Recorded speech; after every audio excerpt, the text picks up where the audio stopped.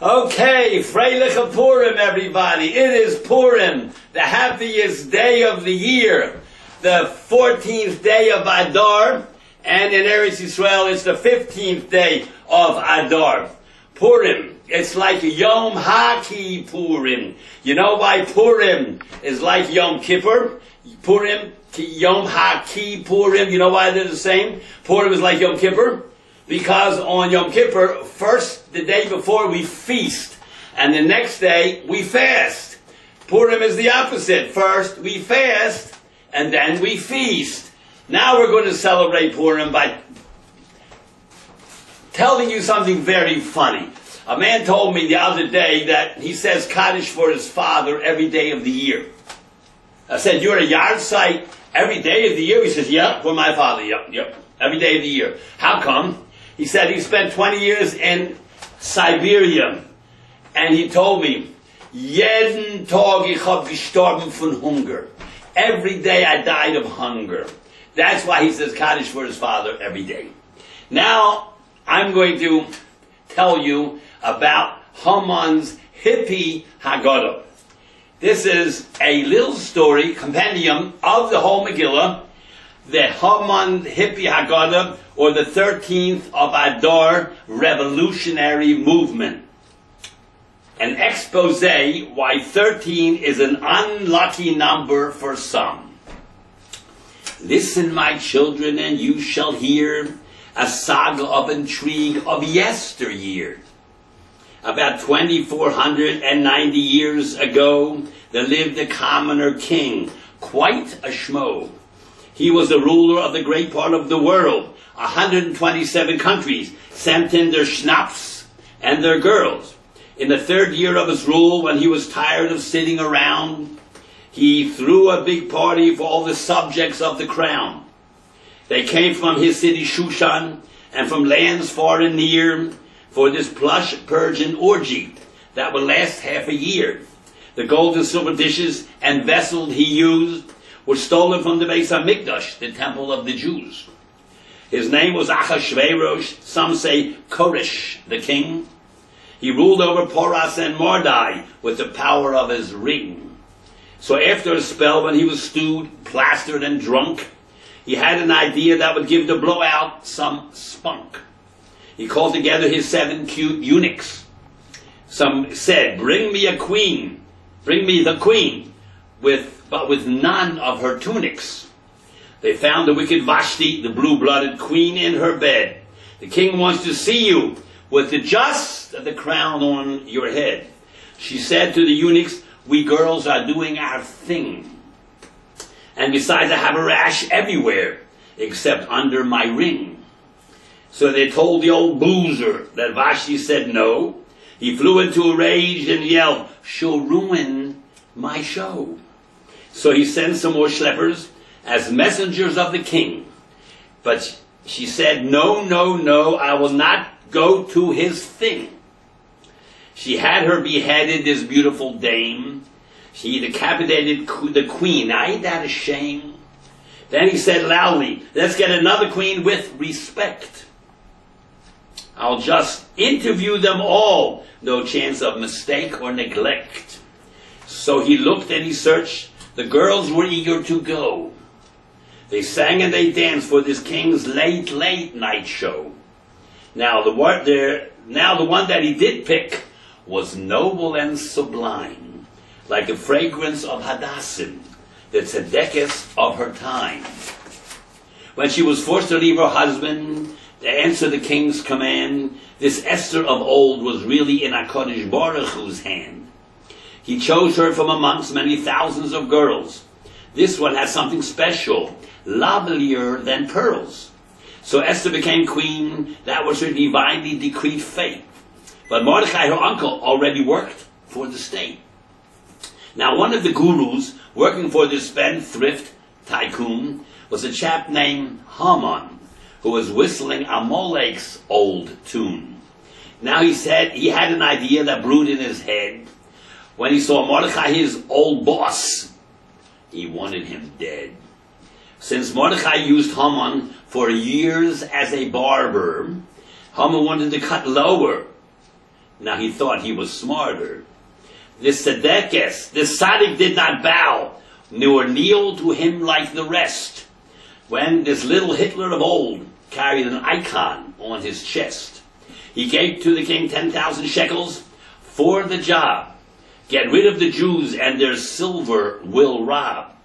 The king said, that's fine. I'll sign the decree with my ring. You handle the job. I don't want to know from a thing. So they drew many lots, trying to pinpoint the day when the genocide would start. Now that will be gay. The right time, they said, would be in the hands of a star. But it came out yesterday, the 13th of Adar. Now Mordechai and Esther were not on speed, acid, or grass, but they knew exactly the date when this would all come to pass. So they decided on a plan to foul this all up. 2 Jewish heads against 1 Goyish cup. She said, we shall fast for 3 days in a row. No matzahs this year, this I'm running the show. So on the first day of Pesach, she went to the king unannounced to invite him to her chambers and ordered on Haman to trounce. What is it, my queen? He was heard to exclaim. Up to half of my empire is yours to be claimed. Could your majesty and Haman come for cocktails tonight? And then I will tell you of my most serious plight. That evening she said to both, I have a request. Come tomorrow to my party as my 2 very private guests. So that night Haman was happy due to the queen's respect. He never dreamed that the next day he'd swing by his neck. Now the king had a nightmare, so he woke up and said, bring me my diary, I'll read it in bed. He saw it was written, how Mordechai once saved his life. We have to reward this Jew with parade and with fife. He had a premonition, a yell, who is out there? It was Haman with his plan to hang Mordechai in the air. Then the king Achashverosh said to the Esav of old, what shall be done to a man who is both courageous and bold? Why cloak him and crown him? Give him great honor, of course. Show the people of Shushan that he's riding your horse. Go do this right away to my friend Mordechai HaYehudi. Don't leave out a thing. It's your appointed duty. When the parade had ended, his wife Zeresh said, woe to us if Mordechai is at the head. You used to be the number 1 man in town. These Jews are getting lucky. You're on your way down. So they came to Esther's party, all ready for the feed. But the king first asked her, what is it that you need? She said, O king, O dear king, my people and I are to be slaughtered and murdered. And it's all due to a lie. Who is this evil person, so lowly a scum? It's him, O king, Prince Haman the bum. Appeared Eliyahu Hanavi as Minister Charvona disguised, and exclaimed to the king, what was he as heavenly advised? String him up on the gallows. They're ready to swing 50 amas high through his own special ring. Esther got his money, and Mordechai got his ring, and Haman was done in for this very evil thing. Then they wrote all these tales in a Megillah to the Jews. By 11 months be ready, we are waiting for good news. So in the 12th year of his reign, they socked it to him just fine. A fight we'll always remember forever and for all time. They noosed Haman's 10 hippies on a trip to a star, the victims of the revolution of the 13th of Adar. The next year, Achashverosh was killed in a war. So you see why 13 is unlucky? As we mentioned before. So we drink Elachayim. Be joyous, but then, remember in every generation, we are in the hands of Hashem. A good Purim, and And now, you want to hear something funny, ridiculous. Listen to my bar mitzvah speech. Tief teure Eltern, my dear parents, unter ganze verschimmelte Machashefel, and the whole horrible family. Heinrich war geworden a bar mitzvah yingel. Today I became a bar mitzvah boy. Today I'm 13 years old, and it's my opportunity to become an alter yid. I thank my Tief teure Eltern that they had Rachmanis, and sent me to the local bar mikveh school so I could learn what I got to do. My Rebbe, Rabbi Lo Klum, and my other Rebbe, Rabbi Bar Reik, asked me to promise to put on my tachrichim every day, and that I should kiss my scissors. Also, I'm going to wear my telescope. My tehillim, every single day, 7 days a week. I'm going to go to shul to hear the Chazer daven, and I'm going to read my Kratzmach and Shimon Esrei. My teachers and parents, Lo Aleinu, also teach me about the Homim Tashin. The Yumim Tovim, the Jewish holler days. They taught me about the holiday Russian schooner and Yankee clipper. When everybody gets sick from fasting, I sit in shul all day and daven from my mamzer. That's when we also bet on baseball games. So that's why these days are called the days of penance. And we only attend Orthodox synagogues which has a high chalitza. A high metzitza. On the very first day of Rosh Hashanah, all the boys and girls go down to the river for tachlis. Then comes Sikkus, when they all go to the sukkah and get sicker from the liquor. That's when my grandfather comes home from school with a lulu and a hayshrik to shake. Then there's the holiday of Passover, when we all go to my grandfather's house, we all eat our zayda. Grandfather sits there with a strudel on his head and wears a long kvittel. That's when I recite the 4 kachkas. That's the story that I begin with. Ma nishevitz halei lechazeh mikol hachazeirim. After the 4 kachkas, it's my turn to hide the apikores. Then we eat the makkos with the murder, which we dip in horror sauce. More and charoses. They also taught me about Chanukah. That's when we light the Chanukah liquor, which you put in a large mitzorah. In school we play games with the Yankee doodle. The Chanukah droodle. Then we also play cards a lot, like my father does all year long. Then there's that great and famous holiday of bar room, when we read the bar room Magefa. When everybody gets drunk, plastered and stoned. We all go to my grandfather's house again and eat the Flammentaschen. My rabbis, Rachmana litzlan, also taught me about the Jewish history which contained in them books, like the Chumash and the Misa Meshuna and the 63 volumes of Gamliel.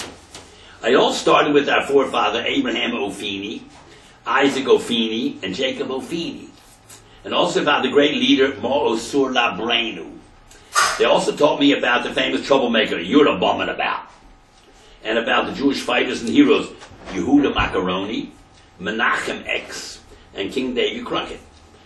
Friday is the Mohammedan Sabbath. That's why it's called Arab Sabbath. I learned that every time before I eat, I should make a brach. And I shouldn't eat meat unless it's killed by a shegetz, while the Mashiach is watching. Ich will danken meinen Rebbes, was haben mir geteacht, das jüdische Sprache sehr gut zu lernen. I want to thank my parents who taught me Yiddish so well. And I want to thank my parents for the wonderful bar mikveh they made for me, and how they worked on Shabbos and Yontif to bring me up to be a good, decent Jew. I hope they will have a lot of menuchas from me, and in later years, when they pass away, I will sit shivering for them. I promise to say Kiddush over them, and to visit their mitzvos every year. Oh yes, in closing, I would like to say that one should always honor one's parents. My mother, Olav Hasholem, was a real Eishes Ish, and she came from a very fine yichud. It's funny, no one spoke about that. She would always wear a kichel or a shtetl on her head. Everybody knew her as a real fine Isha Kadesha. And her behemisha cooking was unbelievable. For Shabbos, she baked the best chalutchkas in the neighborhood. And before lighting the Shabbos kneidlach, she put money in the kishke. She was called the head machashefa of the burial society. That was called the Chevra Shas. She ordered that all bereaved should be treated as a meis mitzvah and use only mayim shalanu for the tahara, and the 7 close relatives, the Shiva Nikiyim, to be treated with great respect. She ordered that if one was too poor for a proper tahara, the 3 gedolei ha'ir, the shalosh suudos, should pay for it from the money of the Parah Aduma fund. She also commanded that the close relatives, the Sheva Arayos, should carry the body to the Beis HaKetoras. Also, so not to embarrass the poor people, all the coffins, Aronei HaKodesh, had to be covered with a plain and simple kaporas. My father, Zecher this year's Mitzrayim, was a great and prominent Tanis Chalom. He was a shchita in the old country.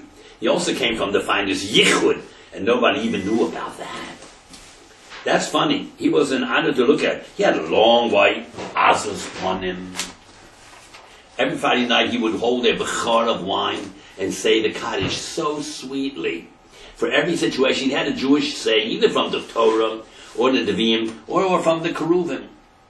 In Shul they always gave him either Shlishi or Nifter. And we never spoke in Shul except during Chazoras Hashatz. On Yom Kippur you should have seen him fall Korech. And on Simchas Torah we danced all the 7 Hashkochos. He was famous for his sefer called Svaras HaKeres. And then his second sefer, Divrei Bilbul, Imrei Tipshus. He was president of the congregation Rodfei Kesef and Anshe Mirma of Kelm. He used to give weekly Pilpul Shir in Sifrei Stira the Kozov. He was well known as the Bluff HaYadua of the Shir HaShavua. He used to tell me and my 2 brothers, Yanko and Shmuel, that we should always thank Hashem that we are not following the path of immorality and perversion. In fact, there's a day the bracha we say about this after Birchas HaTorah, it's the one that goes, Shelo Asani Gay. Hashem will punish them one day, as it says, Heishiv Gmul Al Gayim. He was a partner of the well-known old age home called Gnebish Shtik Nursing Home in Bedminster, Massachusetts. He was loved by his friends and customers, and also he did not understand Yiddish. They nicknamed him Ganef V'Kaptzon. When he got old, he lived out his life at the Ir Hanidachas Geriatric Rehabilitation Center. His 2 brothers, So Rare and Mo Rare, got in trouble with the Jewish authorities for selling look-alike plastic esrogim, mehudorim, and microchips in the tefillin shel rosh that answered every Kaddish with a very loud Amen Yehi Shmei Rabbo. These 2 uncles of mine had a very fancy burial at the Makar Hatuma funeral home. May they both rest in pieces in Gehenna, New Jersey. I also would like to thank my brother, 2 brothers, Pesach and Pesach Sheni, for helping me with his bar mikvah speech. I forgot to mention my brother and my brother Yankel Klutz. In yeshiva, he grew long curly peiros, and he learned with such haskalah. Wow! He learned Baba Kama, Baba Metzia, and Baba Maisis. He knew every din and cheshbon, and he just loved the Mashiach's Musar snooze. My sister had a wonderful chasna. She walked down the aisle while the chazer sang Baruch Hashem. And let me tell you, the challah was just beautiful when she stood under the chutzpah with her cousin. Her shver and shvister were simply crazy about her. You should know that we are very strict ourselves. We're terribly fussy about our meat. It has to have the best hashkafa.